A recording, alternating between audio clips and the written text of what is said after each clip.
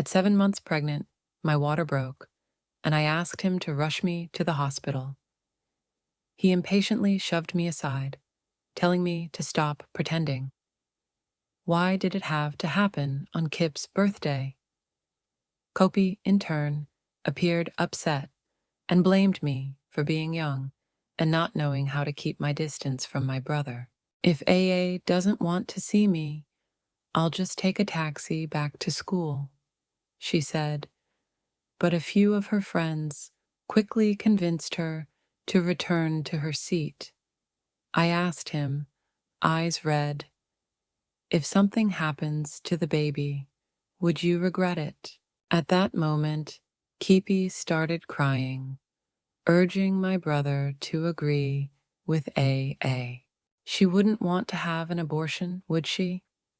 He laughed, saying that AA had gone through IVF over 10 times to get pregnant and couldn't possibly bear to terminate it.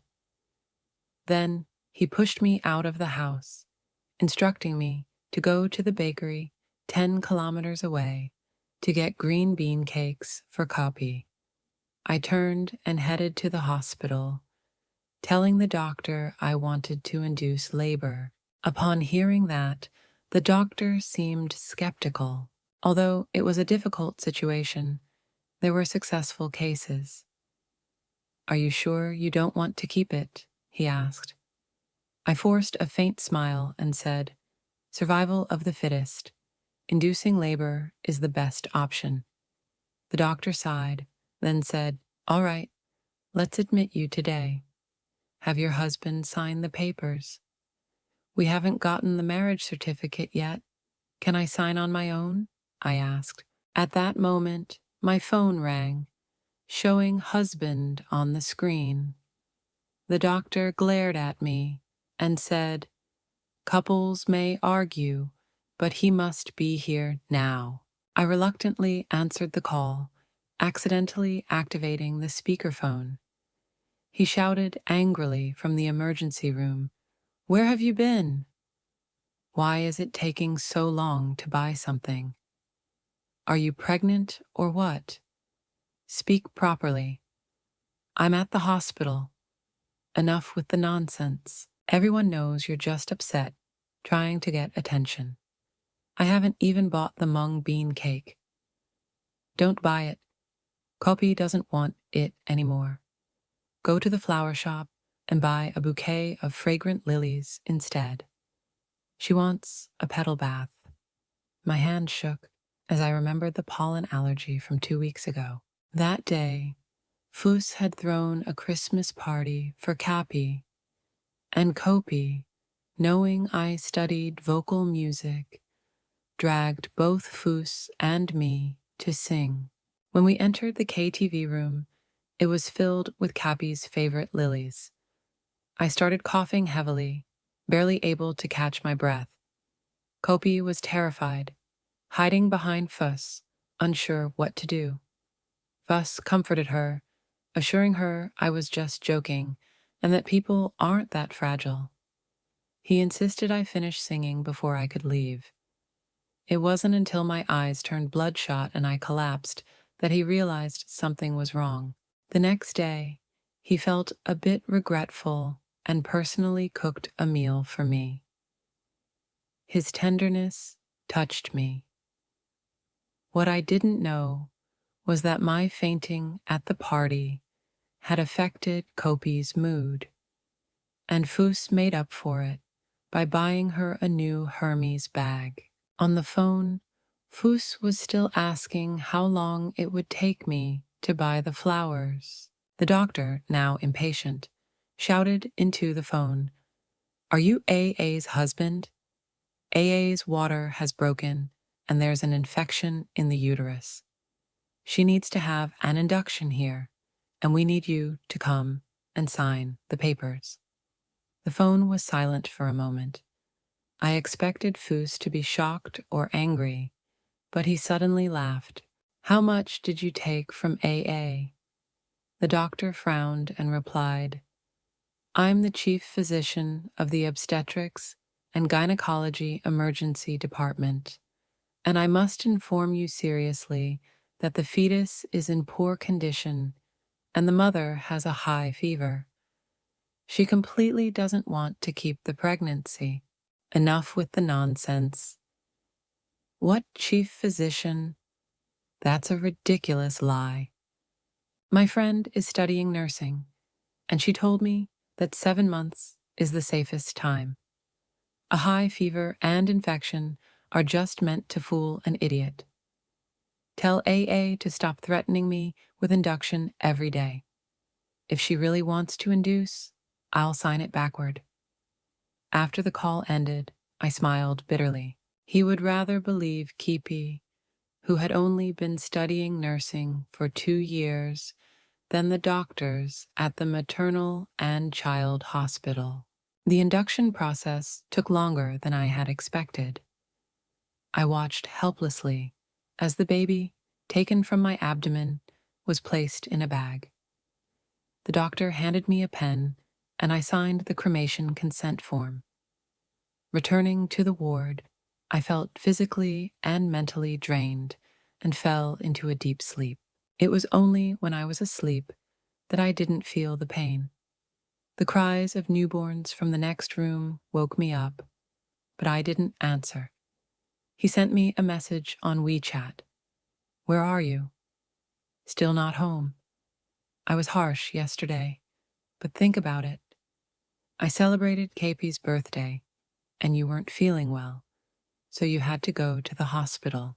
How could I not be angry? I couldn't be bothered to respond, so I just sent him pictures of the test results and hospital bills.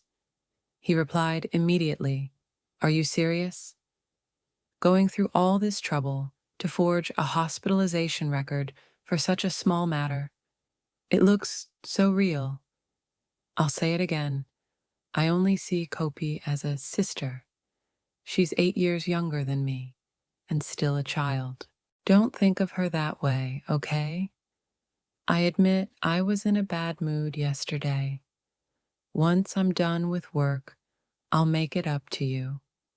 Stop causing trouble and rest well at home. I didn't reply. Instead, I opened Cappy's social media page and saw that she had posted a photo of her and Fuss having fun at a scenic spot. So, this was what Fuss meant by a business trip. Clicking on the image to enlarge it, I saw Cuppy pouting while kissing a bunny plush toy. My heart jolted. That was the one I bought for the baby, usually kept in the nursery at home, although the baby no longer needed it. I can't help but feel upset when I see how Foos handles the gift I gave to the baby. I called him, and it took a while for him to pick up. "What's wrong, dear?" "I just got out of a meeting," he said. I didn't bother exposing his lies and directly asked, "Why did you give the baby's things to Kopi?" He hesitated for a moment before impatiently replying, "What's the problem? It's just a toy. We'll buy another one when the baby is born. Why make such a fuss, AA? Can't you be more generous?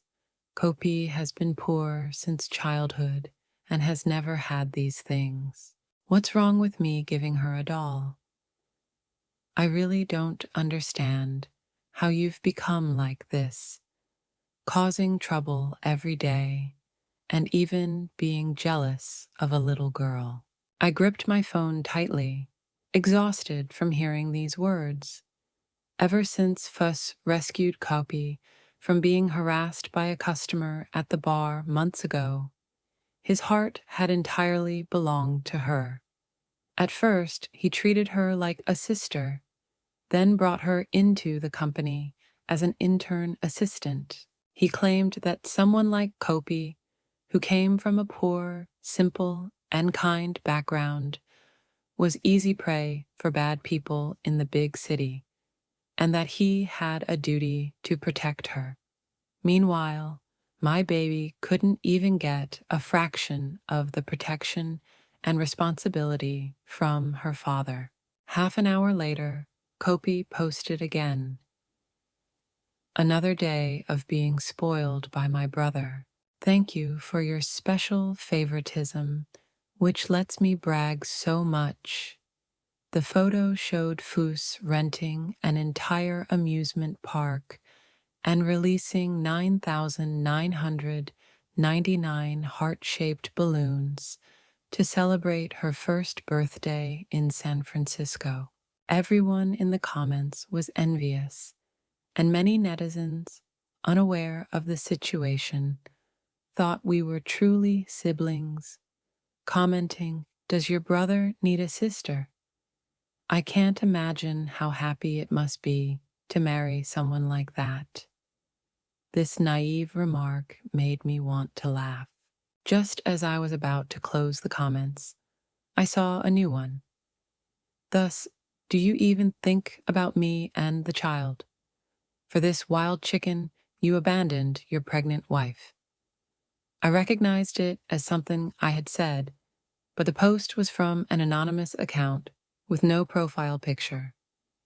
A bad feeling washed over me. In the next moment, Kopi's phone rang. I used to work at a bar, but I swear I never did anything to betray myself. She cried out in grievance. Foos shouted angrily, "AA, do you think everyone is like you?" Kopi works at the bar just to make a living. She's never even dated. And you, pregnant out of wedlock, how can you look down on her? My mind went blank. When a man doesn't love you, your efforts and sacrifices mean nothing. My lips trembled as I whispered, "What did you say?" Fuss sneered coldly. "You won't forget, right? We only had a wedding ceremony. We haven't registered, so technically you're still not my wife. Delete that comment now. If it weren't for Kopi pleading for you, I would have already been preparing to sue you." I was momentarily stunned, then suddenly laughed. "Fuss, go ahead and sue. I'm waiting." I stopped responding to his endless calls, knowing he would only make me apologize to Kopi. I should apologize, but not to her. I owe it to myself, my parents, and the child I couldn't bring into this world. The doctor came in for rounds, surprised to see me alone. "Hasn't your husband come? Don't you have other family members? The postpartum period is very important." I forced a smile when I initially agreed with Mr.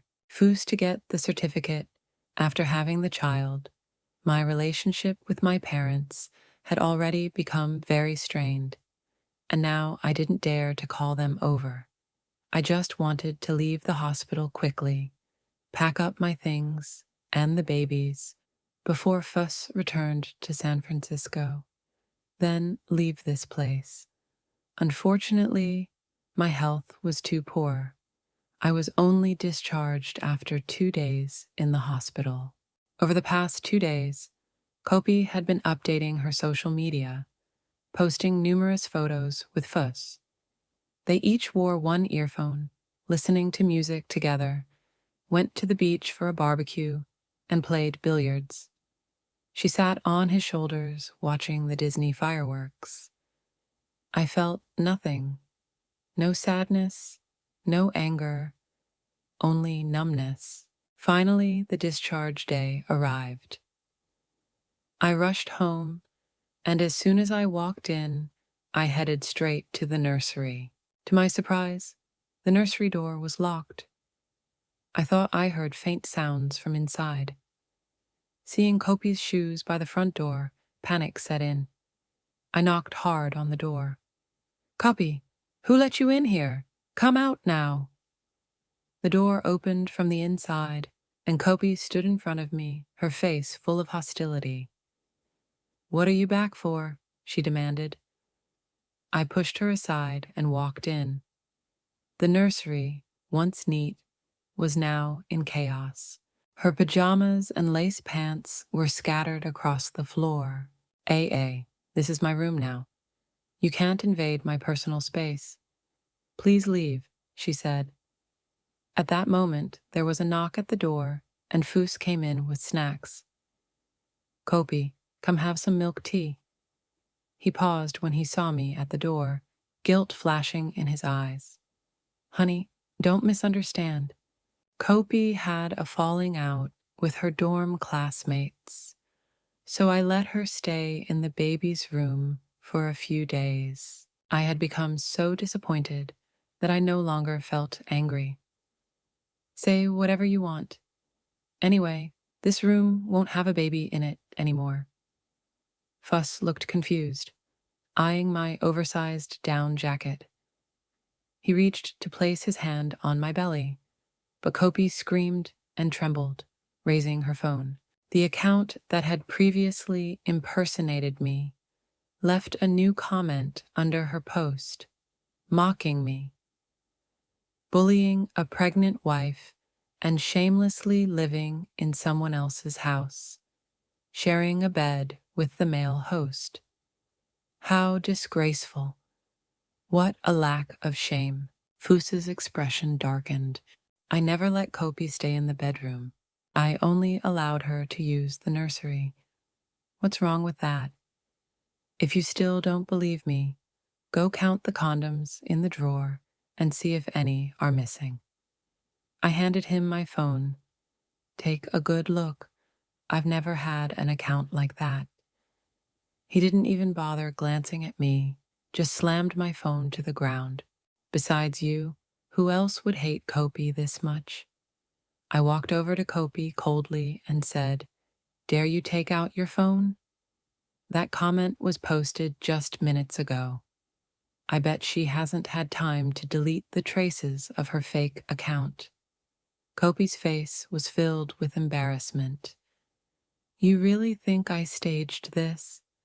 She cried, tears streaming down her face as she stammered, I'm just a 20-year-old girl. How could I joke about my own innocence? I know you don't like me, AA. Don't worry. I'll drop out tomorrow and go back home to marry a man from my village. I'll never show up in front of my brother again. Foos looked slightly alarmed. Kopi, don't act impulsively, he said. He turned his head to glare at me in anger, gritting his teeth as he added, Look at what you've done to Kopi. He grabbed my hair and pushed me to the floor. Apologize to Kopi. If it weren't for our child, I'd really want to call the police and have you locked up. The mention of the child made my eyes well up, a sarcastic smile creeping onto my face. Go ahead, Fuss. Call the police right now, I said. The child is all ready. Before I could finish, Kopi cried out loudly, Don't call the police, AA. I'm still a student. Do you really want to make this worse, making teachers and classmates blame me? I'm so tired. I just want to focus on my studies. Do you have to wait until I'm dead for you to believe me? With that, she stomped her foot, covering her face with her hands, and ran out. Fuss's expression shifted. No, she's going to the river, he said. He grabbed me and ran after her.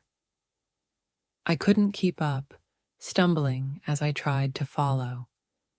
Let go of me. I just had a miscarriage, I shouted.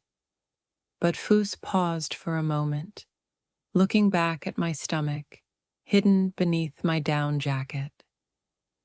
His eyes showed nothing but disgust. You're still lying at a time like this, he muttered. I almost tripped as we ran to the riverbank, where Kopi had already climbed over the railing, her black coat billowing in the wind. "Brother, don't come over. I want to talk to A alone," she yelled. Foos, sweating profusely and panicked, hurriedly pushed me forward. "What are you still staring for? Go persuade her not to do anything stupid." He shoved me to the edge of the railing, and I could clearly see that Kopi's eyes held no sadness, only scheming. "Kopi, don't be so stubborn," I said. "I've already decided to break up with Foos." Out of Foos's sight, Kopi sneered and said, "Do you think I'm a child? If you leave him, you'll never find another man like him in your life. Can you really bear to break up? I'll tell you, brother can only be mine.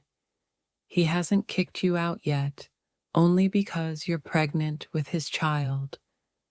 How about we make a bet? If your child is gone, will he immediately kick you out?" I sensed things were taking a bad turn. Just as I tried to back away, Kopi grabbed me firmly, and together we fell into the icy river. I struggled desperately, but she forced my head under the water, not letting me surface. In the chaos, I heard Fuss shout, "Someone's fallen in the water. Hurry, save the one in black first. She can't swim." His anxious voice echoed by the riverbank. I stopped fighting the current, feeling a chill take over as my body grew heavy. Fishermen on the shore pulled Kopi and me out of the water one by one. The ambulance arrived swiftly, and the rescuers began taking off my soaked-down jacket, preparing to give me first aid, while Fuss was comforting Kopi, who was choking. When he saw my stomach, he froze, his face turning pale. "Where's the baby?" he demanded, pushing the rescuers aside and shaking me violently. "Wake up! What happened to your stomach? Where's the baby?" Kopi squeezed past them, wrapped in Fuss's coat, her face pained. "Brother, I just got a cramp in my leg from the cold water." Fuss ignored her, only calling my name. Kopi became anxious and grabbed Fuss's hand, placing it on her leg, giving him a pleading look. "Brother, my leg is cramping. Please help me take a look." But Fuss ruthlessly pushed her hand away. "Your leg isn't broken. What's the fuss about? Can't you see I'm busy?" Kopi's expression soured immediately. The scent of disinfectant filled the air as I slowly regained consciousness, finding myself in a hospital room. After the nurse finished her checkup and left, she pointed outside the room. "You've been unconscious for a full day. Your husband has been here the whole time watching over you." Fuss walked in, looking exhausted. His previously lively self was now replaced by bloodshot eyes. He took my hand, his voice hoarse. "Honey, which hospital did you give birth in?" I called several, but none of them are accepting premature babies that are 7 months old these days. "Fuss, stop fooling yourself. You know very well I had an induced labor." He interrupted me, panicking. "Don't joke around, AA. How could you have an induced labor? That was our hard-earned child." His frantic behavior was almost amusing. "Do you really want to see the baby that badly? Fine. I'll take you to see him. As I sat in Foos's car, I looked up and saw a new sticker on the passenger seat. It read, "Baby's designated seat. Other girls, please sit in the back." I asked Fuss to stop the car, then got out and sat in the back seat. Fuss looked awkward, quickly ripping off the sticker. Kopi thought it was funny and put it on. I told her not to, but she insisted. I calmly said, "It doesn't matter. Let her enjoy herself. I'm not planning to get in this car again anyway. Even if he put a photo of him and Kopi in it, I wouldn't feel anything. Let's go back home first." "Why do we need to go home?" he asked. "To get something," I replied. He didn't ask any more questions and drove us home. Once we arrived, he walked to the nursery to tidy up. Seeing the mess Kopi had left all over the house, his face showed a trace of guilt. "Honey, please don't be angry. I'll have someone come clean the house later. I promise it'll be just like before." I lowered my head, thinking to myself that some things could never return to how they were. Fuss hurriedly tried to distract himself, eager to see the baby. He nervously asked me, "Is the baby a boy or a girl? How much did the baby weigh at birth? Did the baby cry a lot?" I didn't respond, but said, "You'll find out when you see him, her." The scenery outside the car window became more desolate as we drove further into the remote area. Fuss suddenly realized something wasn't right. "Honey, where exactly is the hospital?" "It's just here. Turn left and you'll see it," I said. The car turned left, and a building appeared before us. Fuss slammed on the brakes, his eyes wide in terror as he looked at the large sign ahead. "Bing Mountain Funeral Home." His hands tightened around the steering wheel, his voice trembling. Are you crazy? I want to see the child. Why did you bring me here?" I looked ahead and slowly replied, 6:30 a.m. Girl weighing 720 grams. This is what the doctor told me after the induction was completed. I took a piece of paper from my bag and handed it to him. "It's the death certificate. There's no name written. I think it's better that way. No name means no attachments." Foos stared at the thin paper in his trembling hands, hesitating to take it. He muttered, "You really induced labor?" "Why?" I didn't respond. I simply got out of the car and handed the box of baby items to the funeral home staff, asking them to take care of it. As I walked out of the building, I saw Fuss still standing by the car, his face filled with pain. As I approached, he suddenly hugged me. For the first time, I saw deep regret in his eyes. "Honey, I've let you down. Let's have another one, okay?" Tears streamed down his face, and I felt a bit lost. He doesn't often cry, but the 2 times I remember vividly were because of me. The first time was a few years ago, when we were talking about marriage. I thought everything would go smoothly, but unexpectedly, his mother insisted we have the baby before getting married. That comment was like a bomb, igniting conflict between the 2 families. My mom, not backing down, scolded Foos's mother, and we were caught in the middle, feeling very awkward. That day, we all cried. Fuss with red eyes, told me that he would marry me, even if it meant cutting ties with his mother. His mother was furious and wanted to jump into the river. To protect Fuss, I decided to have the baby. Fuss was very moved by my decision, so he invited a group of friends and held a simple wedding for me. At the wedding, he gently kissed my cheek, his eyes filled with emotion. Even though we don't have a certificate, you are my designated wife. The ceremony is necessary. I was happy.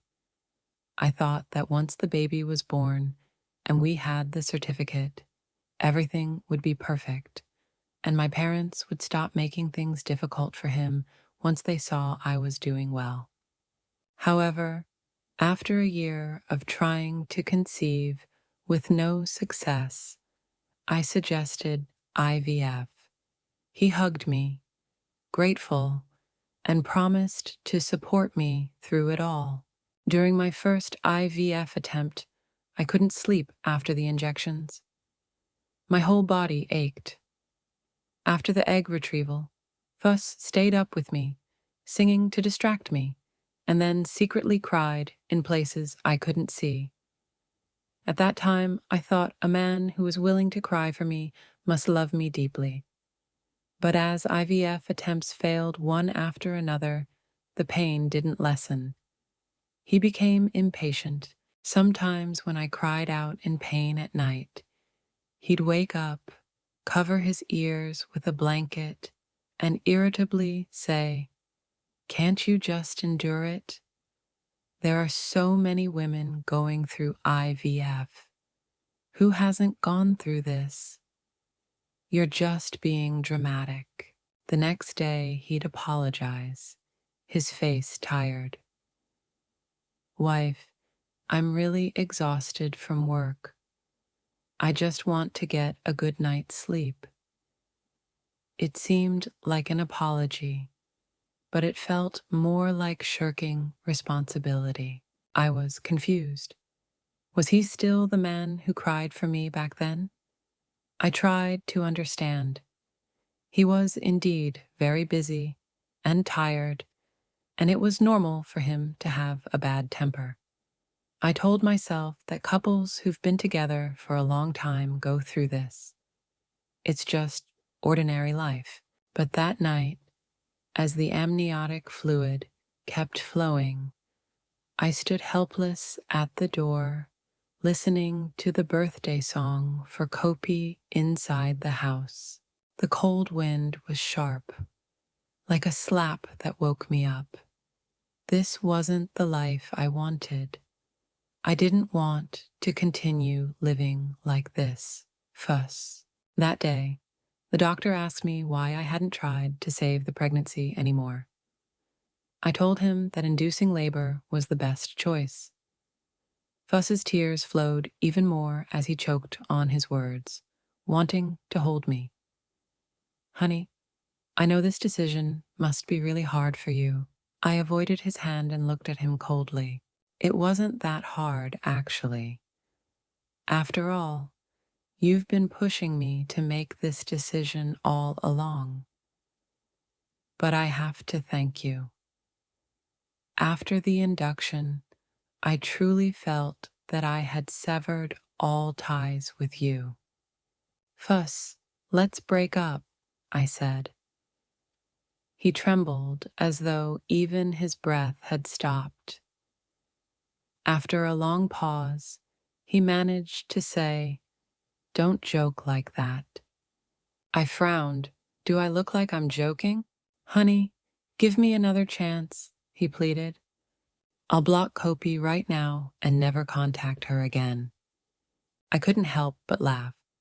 I had already given him numerous chances, and each time I convinced myself it would be the last. But now I had no intention of forgiving him anymore. Before I could mock him further, his phone rang. It was Kopi's roommate. She had tried to take her own life and left a note claiming Arrow had pushed her to this point. Foos was so startled that he almost dropped his phone. On the way to Kopi's school, he carefully reassured me, saying not to worry, that he was there and everything would be okay. But inside, I felt nothing. Since it was Kopi's roommate calling, I figured nothing serious had happened. As expected, Kopi wasn't in any real danger. She had only drunk some water and swallowed half a bottle of effervescent tablets, and now she was comfortably resting in the infirmary. When she saw Fuss, she pouted, her eyes red, saying, "Brother, I thought I'd never see you again." Her roommate sighed in relief. Thank goodness she mixed up the effervescent tablets with sleeping pills, or it could have been dangerous. AA, right?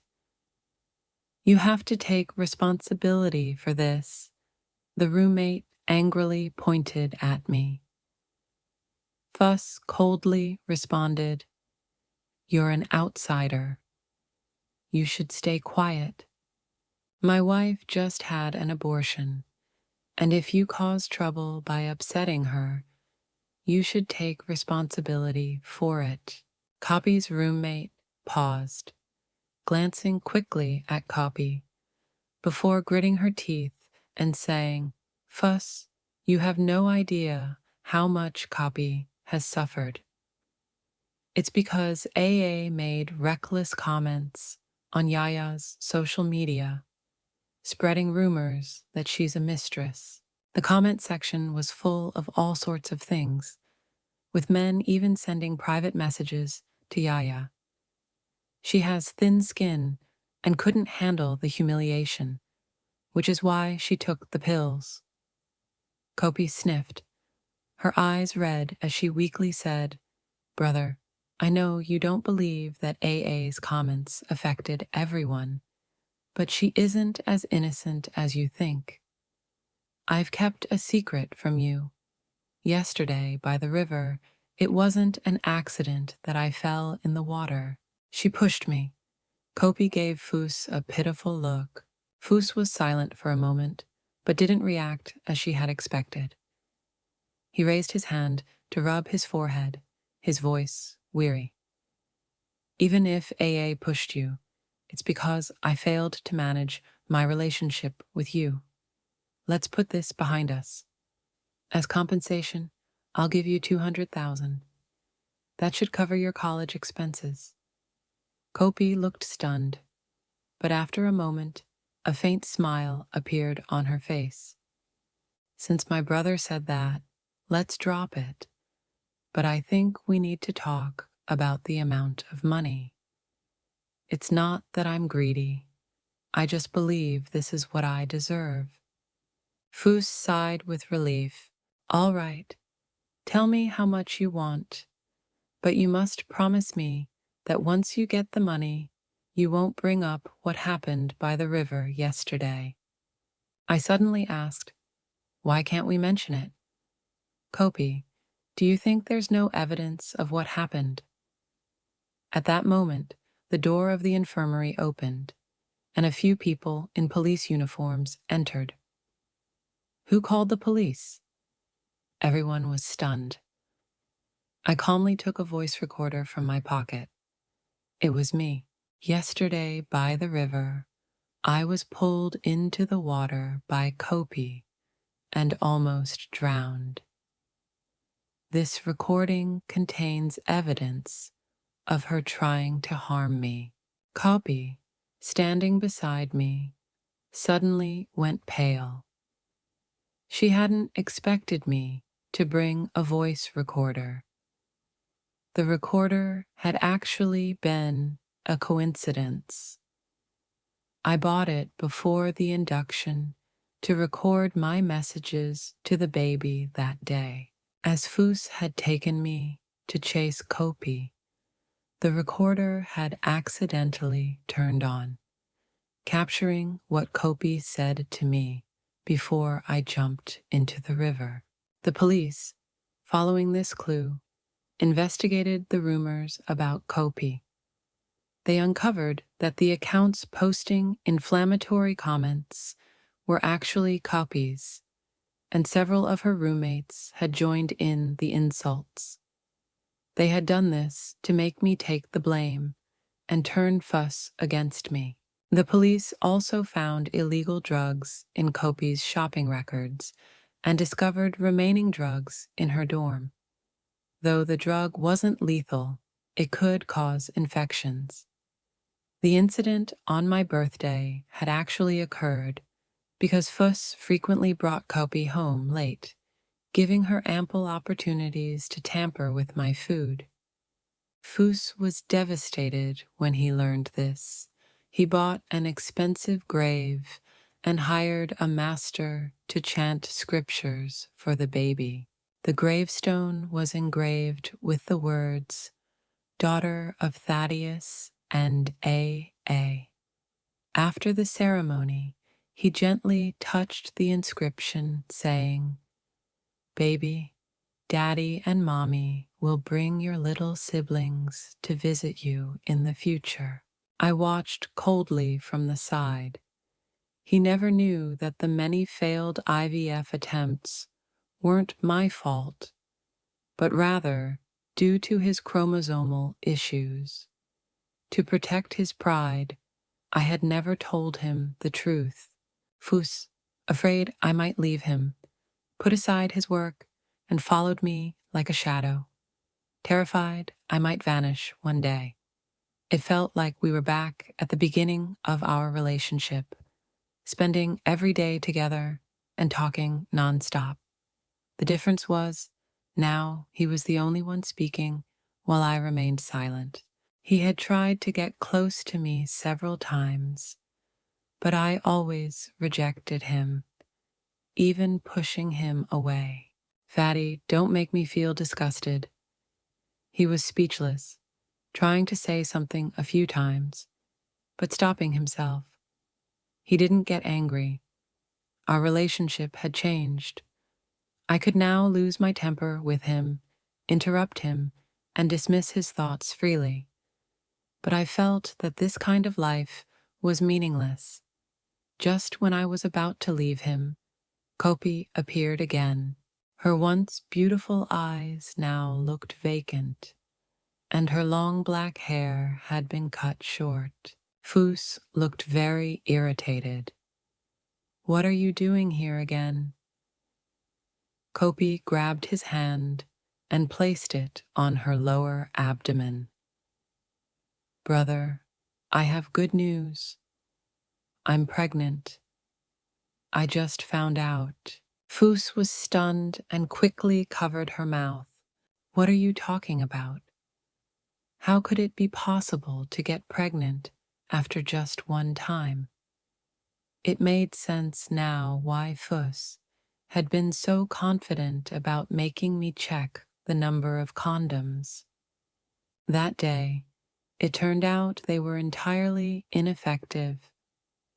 The hope in Kopi's eyes instantly disappeared. "What do you mean? Are you really just going to deny everything? Once you pull up your pants, I'm warning you. Don't think you can push me around. If you refuse to acknowledge this child, I'll make a scene at your company." Fuss suddenly slapped Kopi hard, catching her off guard, causing her to fall to the ground. "Are you insane? I'm carrying your child. If it weren't for you making me feel something, I wouldn't have made this mistake. I've already let Arrow down once, and I won't disappoint her a second time." Fuss grabbed Kopi's arm, attempting to drag her outside. "Come on, I'm taking you to get an abortion right now." Kopi refused to leave, clutching her stomach and resisting. "You're going too far. I'll expose you and show everyone what the executives of a public company are really up to." Fuss's eyes filled with rage, his face looking grim. just as he was about to raise his leg to kick Kopi in the stomach. I casually spoke, "Fuss, think carefully. If you do that, you'll never be able to have children again." Seeing his confused expression, I pulled out the medical report. The doctor had stated that Fuss's chances of having children were almost non-existent. Even with in vitro fertilization, the success rate was only 1 in 10,000. As he aged, that 1 in 10,000 chance would vanish completely. Fuss's complexion turned pale. He realized that all his efforts to pursue in vitro fertilization were not for his own sake, but for someone else. And that 1 in 10,000 chance of a successful pregnancy had been destroyed by him and Kaupi. Ironically, no matter how much he hated Kaupi now, he still had to protect her as she carried his last chance for a bloodline. They were destined to be tied together forever. Fuss had lost the strength to make me feel brave. Before I left, he took out 2 Disney tickets and pleaded, "Wife, can we go one more time? I know you love Disney, and the last time we went together was 2 years ago.